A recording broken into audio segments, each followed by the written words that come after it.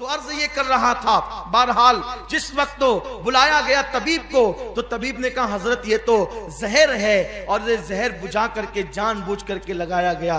बहरहाल इमाम को फिर शिफा भी हुई, इमाम फिर मदीने तैयबा आए, और अब की मर्तबा जो तीसरी बार जहर दिया गया यजीदी तहरीक पर, वो ये कि हीरे को पीस कर, अलमास को पीस करके इमाम अली मकाम इमाम हसन मुश्तबा के मशकीज़े के अंदर वो डाल दिया गया।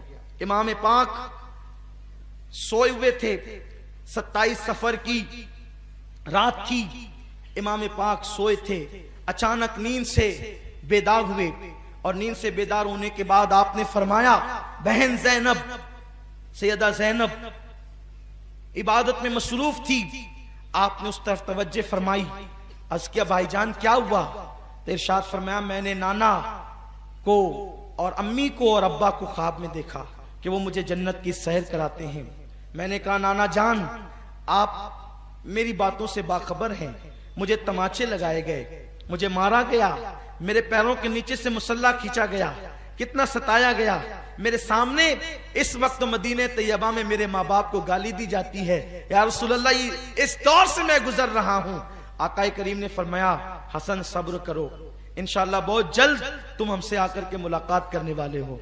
और एक ख्वाब इमाम हसन मुश्तबा ने और देखा था कि आपकी पेशानी पर कुल हो अल्लाह शरीफ लिखी हुई है। ये ख्वाब लोगों ने सुना तो खुश हुए, लेकिन मौलाए कायनात के शागिर्द जलीलुल कद्र ताबई सईद इब्ने मुसय्यब ने सुना, तो आपने फरमाया कि मौला अगर ये ख्वाब की ताबीर पूरी हो गई तो समझ ले कि अब आपकी जिंदगी के कुछ ही दिन बचे हैं, आप दुनिया से जल्द जाने वाले हैं।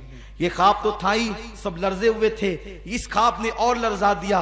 इमाम अली मकाम इमाम हसन मुश्तबा ने कहा, बहन मैंने ये ख्वाब देखा। सैयदा जैनब ने कहा, हाय मेरा भाई, आपने ये कैसा ख्वाब देखा?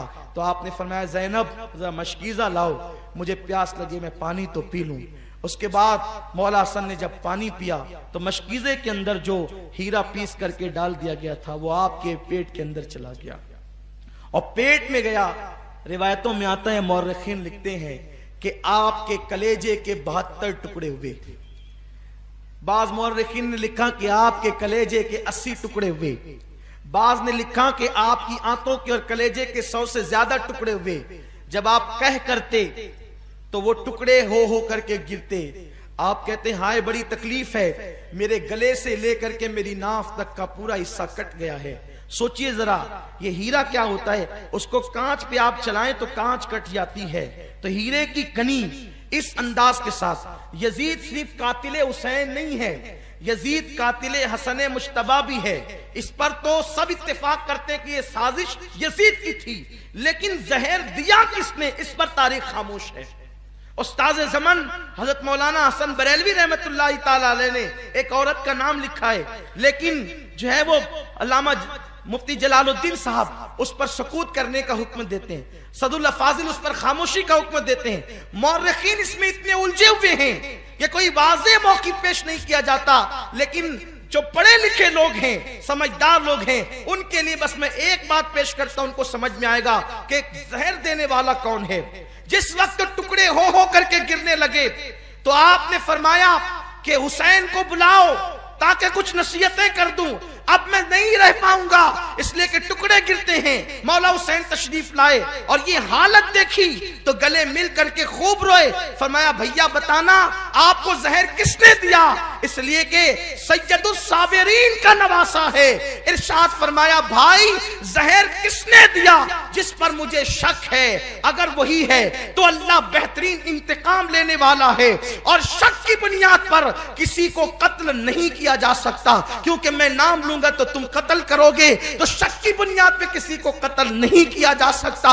इसलिए मैं अल्लाह बेहतरीन मुंतकिम है, इंतकाम लेने वाला, तो इसको अल्लाह पर छोड़ता हूं। जब इमाम हसन ने इमाम हुसैन को नहीं बताया कि कातिल कौन है, तो हतमी तौर पर किसी के बारे में यह फैसला कर देना कि फुला कातिल है या फुलानी कातिल है, मैं समझता हूं कि यह ज्यादा मुनासिब नजर नहीं आता। बहरहाल इमाम पाक जब ये हालत में सुबह हुई और लोग जमा होने लगे, तो उस वक्त इमाम हसन ने कहा, हुसैन मेरा चेहरा कैसा नजर आ रहा है?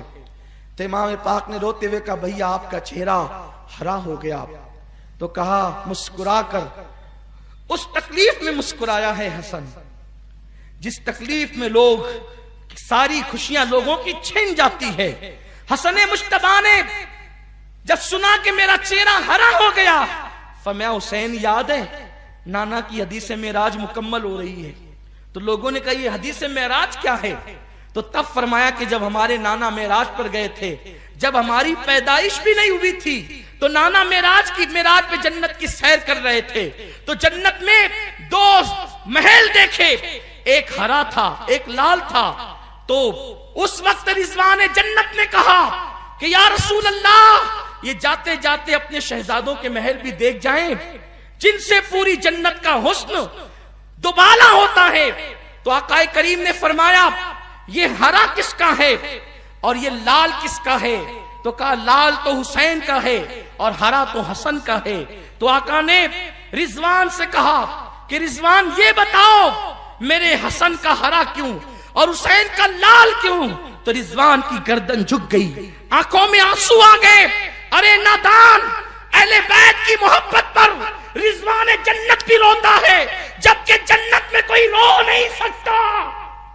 जन्नत वो है जहां रोया नहीं जाता, लेकिन ये शहादत हसनैन है, इसे जब जब भी याद किया जाता है तो अल्लाह अकबर, रिजवान जन्नत का खासिन भी रोता हुआ नजर आता है। गर्दन झुक गई, हिम्मत न हुई अर्ज करने की। जिब्रील आए, अर्ज की हुजूर इसमें हिम्मत नहीं है ये अर्ज करे। मैं बताता हूं अल्लाह के हुक्म से ये जो हरा है हसन का इसलिए है कि हसन को जहर दिया जाएगा। ये शहादतें जन्नत में पढ़ी जा रही है, ये शहादतें हसनैन की जन्नत में पढ़ी जा रही है। या रसूलल्लाह, हसन को जहर दिया जाएगा और उसका चेहरा पूरा जिस्म हरा हो जाएगा और हुसैन को करबला में शहीद किया जाएगा। शहादत के वक्त तो खून से पूरा वजूद लाल हो जाएगा, इसलिए हसन का हरा और हुसैन का लाल। तो देखा नाना की हदीस से जो मेराज पूरी हो रही है। उसके बाद मौला हसन ने लोगों से कहा अब आप लोग जाएं, मेरे घर वाले रहें। उस वक्त मौला हसन के 3 या 4 बेटे थे। उन बेटों में एक बड़ा बेटा था, उस बेटे की उम्र सिर्फ 7 साल की थी। वो बड़ा खूबसूरत था। उस बेटे का नाम कासिम था। उसकी अम्मी का नाम उम्मे फरवा था। उम्मे फरवा कासिम के सर पे हाथ फेरती और अपने शौहर को देखती, गोया कि उम्मे फरवा के सामने अपनी बेवगी घूम रही थी। हाय बेवगी, हाय बेकसी, हाय बेबसी, लेकिन जबान से कुछ कह न सकती थी। जब सब लोग रुखसत हुए, हत्ता के अल्लाह अकबर अब कोई न बचा, तो मौला हसन ने अपने बाजू पे बंधा हुआ तावीज खोलने का हुक्म उम्मे फरवा को दिया। उम्मे फरवा ने वो तावीज खोला और वो तावीज खोल करके इमाम हसन ने कहा कि मेरे बेटे कासिम को मेरे पास लाओ, और अपने हाथों से कासिम के बाजू पे वो तावीज बांध दिया। बेटे कासिम, एक वक्त आएगा जब तू शदीद मुसीबत में गिरफ्तार हो जाएगा, उस वक्त ये तावीज खोल करके देख लेना। उसके बाद मौला हुसैन को बुला करके फिर वसीयत की, हुसैन सब्र से काम लेना। मेरी तमन्ना है कि जिस वक्त मेरा जनाजा उठे मुझे नाना के कदमों में दफन कर देना। मैं नाना के कदमों में दफन होना चाहता हूं, लेकिन जाकर उम्मुल मोमिनीन पहले हजरत आयशा से इजाजत लेना, क्योंकि ये उनका हुजरा है। और इमाम अली मकाम 28 सफर को, एक रिवायत के मुताबिक 29 सफर को, और एक रिवायत के मुताबिक 5 रबीउल अव्वल को इमाम अर्श मकाम इमाम हसन मुश्तबा शहीद हो गए। इस तरह से कि आपका पूरा जिस्म हरा हो चुका था और अंदर की आंतों के टुकड़े कै में बाहर गिरे हुए थे। इमाम अली मकाम इमाम हसन मुश्तबा की शहादत हुई। आपको तजहीज और तकफीन के बाद जब जनाजा उठाया गया, जनाजा उठाने से पहले इमाम हसन हजरत आयशा सिद्दीका के पास गए, तो वो दुपट्टे को चेहरे पे रखकर अपने घर में अकेले बैठी रो रही थी।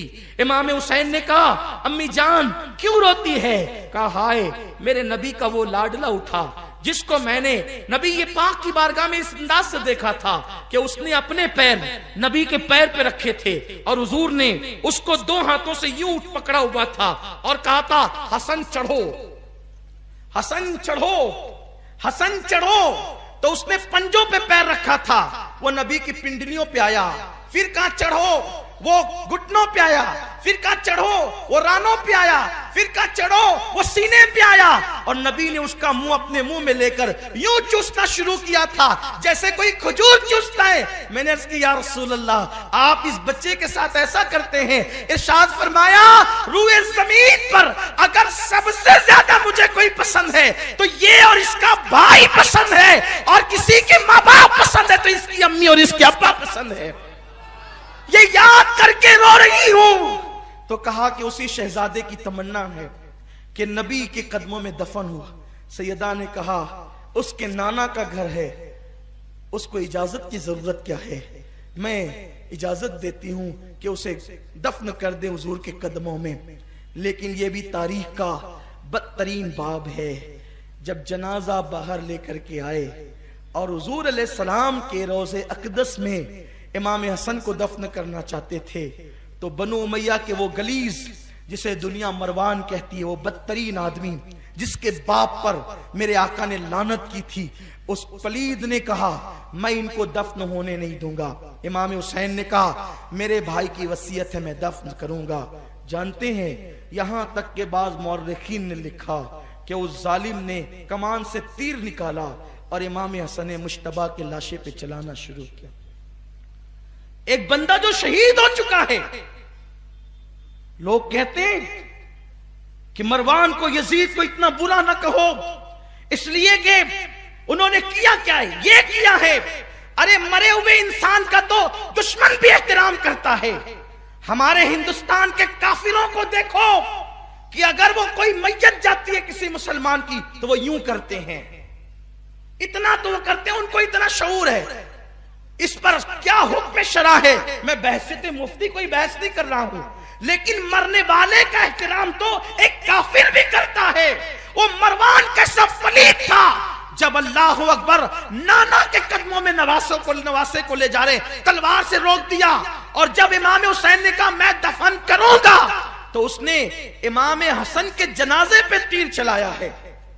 बाज़ बातें यहां तक आती है, जनाजे हसन पे तीर चला है। सैयदा ज़ैनब ने एक बार कहा था, फातिमा के 2 बेटों के जनाजे मैंने देखे हैं, एक हसन का जनाजा, एक हुसैन का जनाजा। हसन को तो 2 बार कफन मिला, हुसैन को तो 1 बार भी कफन न मिला। लोगों ने कहा, हसन को 2 बार कफन कैसे मिला? तो कहा, जब मरवान ने हसन के लाशे पे तीर चलाया तो वो तीर लगा तो हसन के कफन से तीर खून की फुहार निकल पड़ी। तो उस वक्त तो लोगों ने कहा कि एक कफन पे अब दूसरा कफन फिर लपेट दो, ताकि हसन को रंगीन कफन में जो है वो लेकर के न जाए, बल्कि एक कफन और दे दिया जाए। यह भी इमाम हसन की करामत है कि विसाल के बाद भी तीर लगा तो आपके जिस्म से खून निकला। किसी ने इमाम हसन से कहा, इमाम हुसैन से कहा, शहजादा साहब, हसन की ये वसीयत थी कि मुझे हुजूर के कदमों में दफन करें, लेकिन उन्होंने ये भी तो कहा था अगर मरवान बीच में आड़े आए तो अम्मी के कदमों में दफन कर देना। आप इस पर भी अमल कर सकते हैं। फिर इमाम हसन को अम्मी के कदमों में, सैयदा फातिमा के कदमों में दफन कर